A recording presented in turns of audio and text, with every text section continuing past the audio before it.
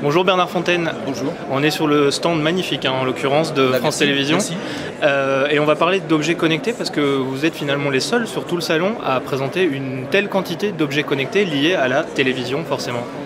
Effectivement, on est le seul stand à présenter autant de choses, autant d'objets connectés. On est dans l'actualité de cet événement, le web consacré à ça. Et on a souhaité donc présenter, dans un univers qui est nôtre, l'univers de la télévision, comment des objets connectés allaient pouvoir rentrer dans votre quotidien et aller être utiles à quelque chose. Un exemple, par exemple ici, une émission de télévision démarre et vous voyez qu'instantanément, ce petit objet qui est un paper toys, qui est donc un jouet pour enfants, que l'enfant va construire, eh bien, les parents vont programmer cet objet pour faire en sorte que les données numériques envoyées par la chaîne France 3, qui est ici, va faire réagir un objet. Et ainsi, l'enfant dans sa chambre, l'objet lui dira « tu peux aller voir l'émission parce que papa et maman te l'ont programmé pour ça ». Cet objet-là, qui est un objet connecté, équipé d'une électronique open source Arduino, cet objet connecté va démarrer et va autoriser l'enfant à aller voir l'émission de télévision. C'est un objet qui a été fait par les Français Redimet, qui a été d'ailleurs honoré pas mal aux États-Unis dans pas mal d'émissions consacrées à ces univers assez particuliers des objets connectés, par cette start-up française. Un autre concept ici qui lui est un concept d'objet qui est à la marge en fait entre l'objet connecté et l'objet de design. Vous voyez que cet objet-là est assez remarquable en termes d'esthétique. Donc il devient chez vous un objet polyvalent servant à éclairer votre cuisine par exemple le matin. Vous ne souhaitez pas avoir de radio par exemple le matin parce que le matin vous n'êtes pas bien réveillé ou de télévision. Cet objet-là va vous donner les dernières news importantes et vous les faire dérouler tout pendant votre petit déjeuner par exemple si vous souhaitez vous en servir comme objet connecté pour afficher les dernières informations. En même temps, si vous le souhaitez, venez par là, si vous souhaitez utiliser cet objet dans un autre cadre, par exemple avoir ici des informations plutôt de nature commerciale ou de promotion, ces objets-là peuvent se transformer en objets de présentation de produits. Un annonceur pourrait présenter naturellement des informations. Nous, on présente ici naturellement les lustres avec des contenus de France Télévisions. Ou être à côté de votre téléviseur pour servir de rétroéclairage de votre téléviseur et d'éclairage à côté de votre téléviseur et présenter les informations, le guide de programme qui est à côté de votre télé. C'est plus simplement une lampe d'éclairage, c'est en même temps un objet qui vous donne des informations sur les programmes de la journée. C'est du concept ou bien c'est des choses qui vont vraiment sortir là aujourd'hui? Pour l'instant c'est un concept, mais ce sont des choses qui sont extrêmement simples à industrialiser. La preuve c'est que tout fonctionne, vous voyez ici, et c'est extrêmement...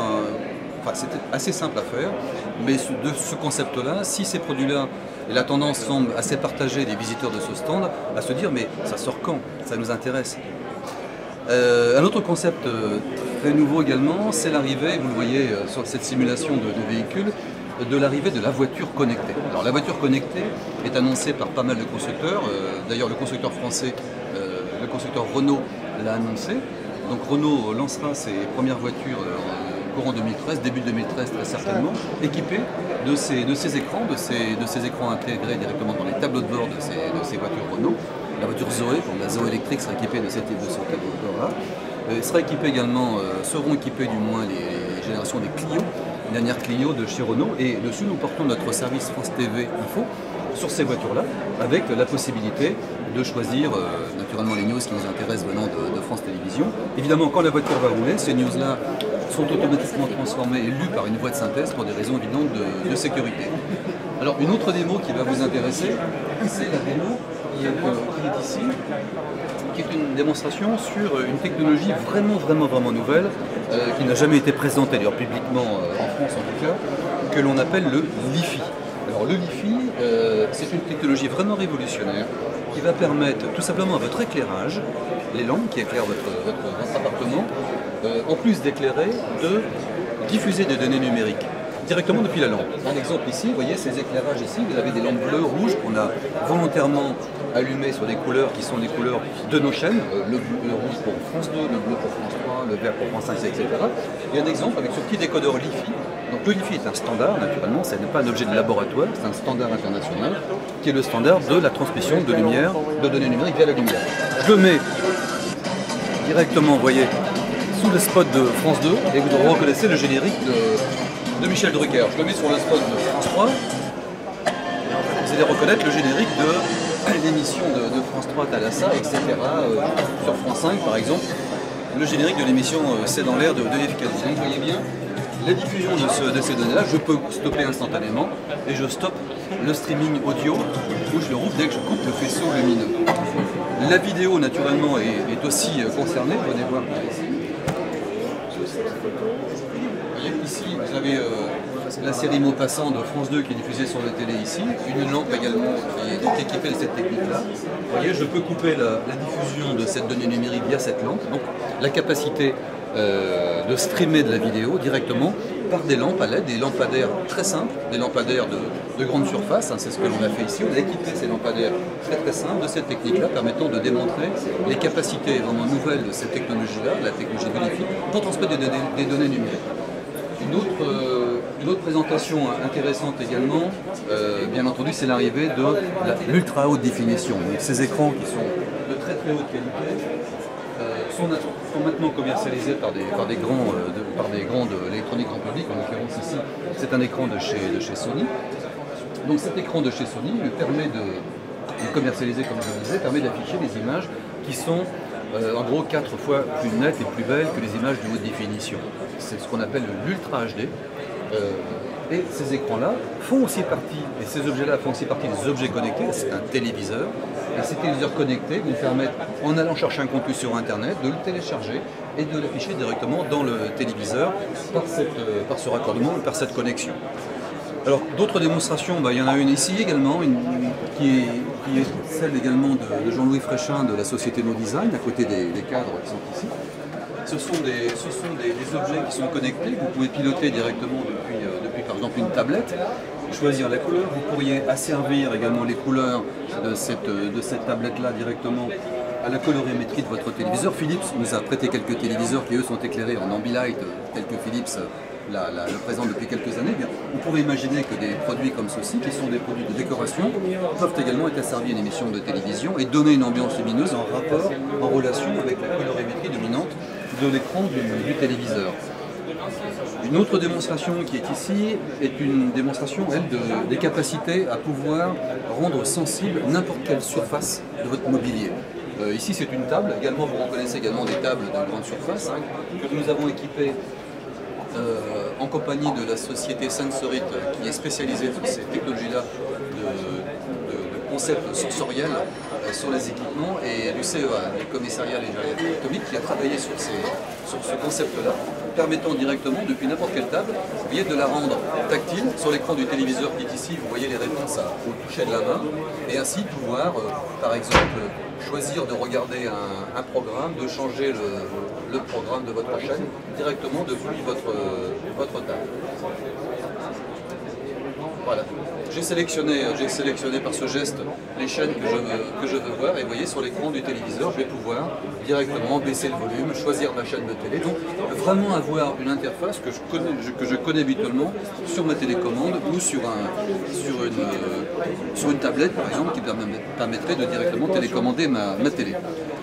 D'autres démonstrations, celle-là par exemple. Cette démonstration-là est une démonstration. Là, il va me falloir juste mon téléphone. Dans ces objets de décoration, le papier peint n'y déroge pas. Le papier peint est aussi un objet qui est connectable maintenant à Internet.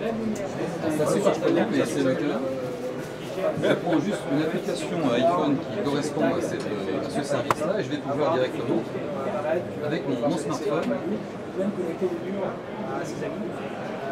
tous ces petits symboles sont ce qu'on appelle des tags, et je vais pouvoir par exemple ici,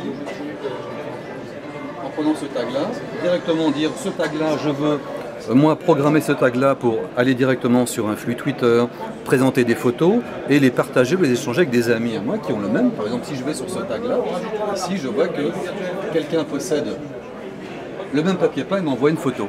Donc je peux synchroniser un mur physique avec un mur virtuel et synchroniser des décorations intérieures de mon appartement entre amis, et ainsi pouvoir programmer ou changer au jour le jour en fonction de ma sensibilité, la programmation de ces tags-là. C'est également un produit qui nous a été prêté par Jean-Louis Fréchin de chez No Design, un produit vraiment innovant et original qu'on a souhaité présenter dans cette représentation de cette maison connectée telle que l'on pouvait l'imaginer dans un avenir plus ou moins proche, très proche pour ces produits-là parce que ces produits-là sont commercialisés. Bientôt, sur ces téléviseurs-là, des contenus que les éditeurs de services vont amener à faire. Ces produits-là sont commercialisés pour les téléviseurs. Les tables tactiles, c'est un peu plus lointain. Les tables tactiles, l'avenir de ces tables-là, naturellement, dépendra de la volonté industrielle, soit d'industriels du mobilier, soit des industriels directement décidant de commercialiser ces petits capteurs sensibles au sein de ces meubles. Quant aux produits connectés ici, un simple jouet va être capable, un autre concept dont j'ai oublié de vous parler, un simple jouet comme celui-ci, vous voyez cette petite poupée, je vais pouvoir directement la mettre sur la table de mon salon. Voilà, et démarrer directement sur l'écran de la télé, directement le programme de vidéo à la demande associé à cette émission-là.